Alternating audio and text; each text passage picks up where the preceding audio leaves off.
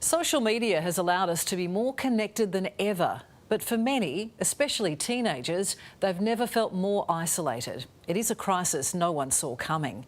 For kids like Cody trying to get help, it's a postcode lottery. And medical experts are calling it a huge blind spot in our health system. Yeah, so with exit, that's what we'll do. Growing up being physically disabled, we are so ostracised. Cody Petkoff can't remember a time when he didn't struggle with his thoughts. When I started realising that I was enduring these mental health issues, it only further isolated me. We're now dealing with up to 40% of young people in any given year in Australia in need of care. Growing up on Victoria's Mornington Peninsula, navigating life with cerebral palsy was hard enough. But after hitting high school, at 15, he went to his GP for help. I was just given a packet of antidepressants and told to go on my merry way. Cody was struggling to get on top of his mental health. As an early teenager, you're already trying to be so put together. Social media has made me feel as though I would never be on the same level as my able-bodied counterparts. Is it almost like young people have too much around them telling them how they should be? 100%.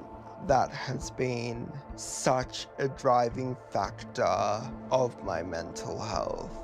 I will never match up to what these other people are doing.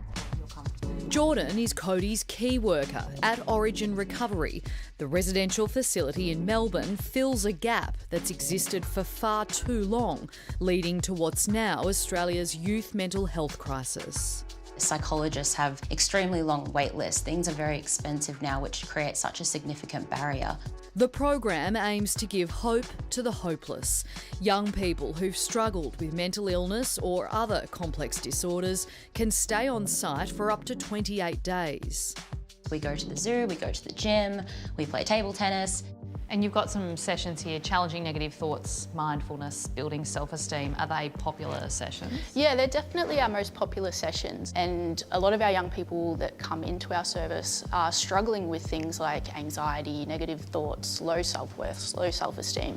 Simone Zammit is a clinical team leader at Origin Recovery. So we've got a sensory room, we've got a library, we've got a music room, we've got a lounge room. With his time at Origin Recovery coming to an end when we meet, Cody points out why so many are struggling longer than they should.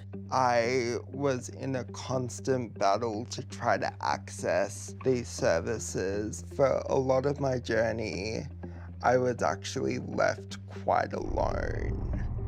Well, it's a postcode lottery. There are oases of care. They're hard to find. So this is why it's important not to give up. Participants need a referral from their doctor. With 20 beds at this unique facility, Origin's Executive Director, Professor Patrick McGorry, says Australia must do more. You can have all the awareness in the world, but if you can't get access to expert treatment when you need it, that's a very serious situation. How many facilities, ideally, do you think Australia needs like this? We need at least 30 secondary care platforms like Origin that have the expertise to transform the lives of young people. The message to the government is lift your game, certainly. It's just something that's not supported by state and federal governments. We need to understand better what is happening with young people and why is it happening. Dr. Ellie Robson was the lead author in a study of adolescents from 43 schools across Melbourne. Depressive symptoms seem to be more common. There was about 65% reported having experienced elevated depressive symptoms at least once. Professor McGorry believes the cost of living crisis is now playing a huge role. They're faced with education costs, housing costs. There's a lot of pressure on them now that didn't happen in previous generations. The world isn't going to change. We are going to have to pivot and exist in this really stressful world. We bring young people in here when they're feeling a little bit dysregulated.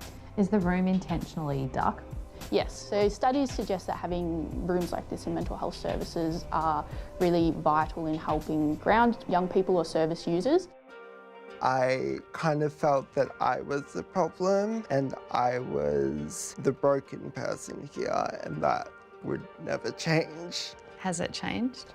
Yes, I have never felt so supported, so taken care of. What would your advice be to parents who don't know what to do? Understand the nature of the problem as best you can and fight for your kids. What do you want other young people who are struggling to learn from your experience? It's never the end. You should never feel stuck because there are wonderful resources out there and people who will care. Yeah, it's such an important program that we need to see right across the country.